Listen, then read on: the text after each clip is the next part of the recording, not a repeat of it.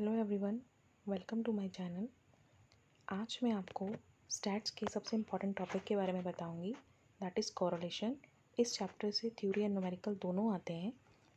It was developed by Francis Galileo इन 1885.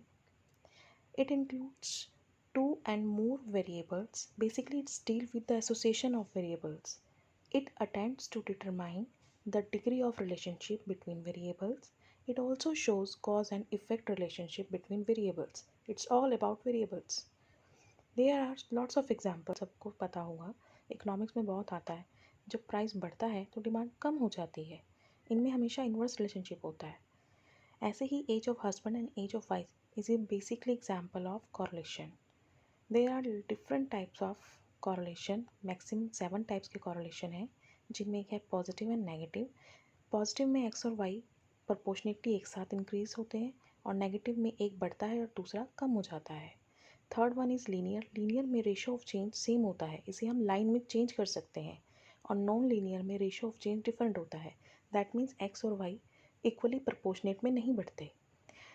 हमारे पास अगर बहुत सारे वेरिएबल्स हैं V W X Y Z, अगर हम सिर्फ 2 को स्टडी करते हैं तो वो सिंपल कॉरलेशन है।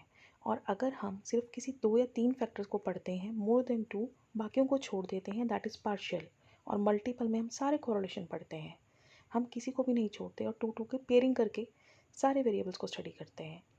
अगर हम मेथड्स की बात करें तो 2 तरह के मेथड्स हैं, Karl Pearson and Spearman rank correlation.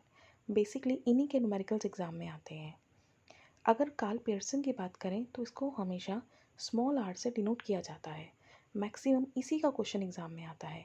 इसका आंसर हमेशा -1 to +1 के बीच में होता है। जब भी इसका न्यूमेरिकल करें तो हमेशा ध्यान रखें 7 कॉलम्स इसमें मेंशन होते हैं। रैंक कॉरलेशन आप तभी करेंगे अगर क्वेश्चन में मेंशन होगा। इसे बड़े और कैपिटल आर से डिनोट करते हैं। इसे भी -1 to +1 में लॉन्च करते हैं। इसकी 3 कंडीशंस हैं, when rank is given, when rank is not given and when rank is repeated. इन तीनों के अलग अलग फार्मूलेज हैं। तो टोटल मिला के आपको 4 to 5 फार्मूलेज इस चैप्टर में पढ़ने होते हैं। That's all for the theoretical point of view. For the numerical point of view, just subscribe, like and share. Thank you.